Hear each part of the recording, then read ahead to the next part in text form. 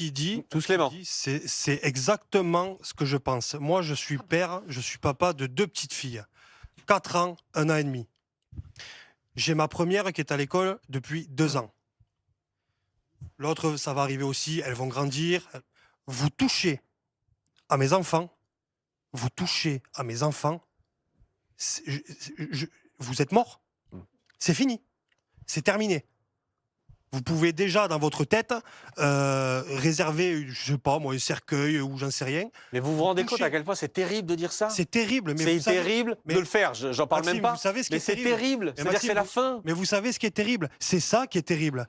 C'est ça qui est terrible. C'est-à-dire que, comme je disais à monsieur le ministre tout à l'heure, ce mec-là, ce salopard, je suis désolé, je suis devant la France entière, mais c'est une enflure. Et encore, je pèse mes mots.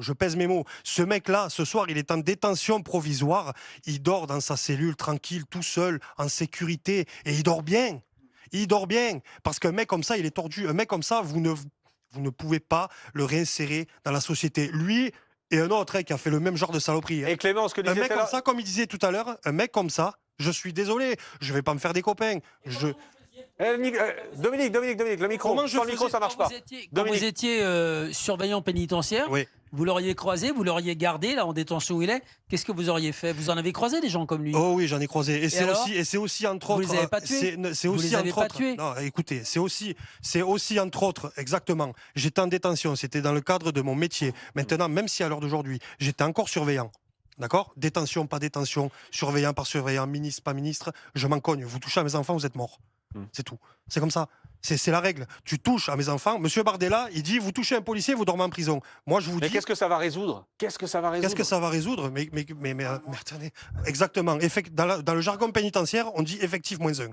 Terminé. Un salopard en moins. Des économies. D'accord? Et c'est pour ça que tout à l'heure, quand il parlait. Mais la justice expéditive, enfin, c'est même pas la justice expéditive, c'est la justice personnelle, personnalisée, etc. Ah non, C'est attendez. l'échec total de notre société. attendez, C'est-à-dire mais que c'est si- foutu. mais si- Il n'y a pas d'appel, il n'y a rien. Mais Il si, n'y a plus rien. mais si, il y avait. Il n'y a plus de justice en réalité. C'est la fin de la justice que vous proposez. Maxime, s'il y avait en France un rétablissement, je suis désolé, je ne vais pas me faire des copains, mais je m'en cogne, s'il y avait un rétablissement de la peine de mort pour les terroristes, pour les pédophiles, pour les violeurs, pour ce genre de salopards, il y aurait des économies et il y aurait des places de prison en plus. Parce que ces mecs-là n'ont pas le droit de vivre. Alors attendez, tout le Point monde barre. veut réagir. C'est C'est mon absolument avis. terrible. Johanna Rosenblum. Oui, vous savez, Maxime, là, on entend des papas, on entend des parents. C'est ces gens-là qu'il faut écouter. Avant la justice, avant la politique. Il ne s'agit pas de colère là de ces papas, il s'agit de désarroi. Si les Français sombrent dans le désarroi concernant la sécurité de leurs enfants, il va y avoir une guerre civile. Les choses vont se régler d'homme à homme. C'est très important de prendre conscience de ça. Je sais que vous l'avez déjà évoqué depuis le début de l'émission, mais rendez-vous compte, un enfant toutes les 3 minutes. Quand un enfant parle, ce qu'on oublie de lui dire, c'est que dans 70% des cas, il va y avoir un non-lieu. Les faits sont insuffisamment caractérisés. Donc on dit aux enfants, parlez, ça c'est le titre du journal, le titre du roman, mais on leur dit dans le même temps, 1, 2, 3, 4, 5, 6, 7, 8, 9, 10, les 7, hop, boum, vous dégagez. Les enfants parlent, on leur dit procès ou trop. On désigne Donc, procès ou trop, les enfants ont menti, donc on ne peut pas croire les enfants. Ils affabulent.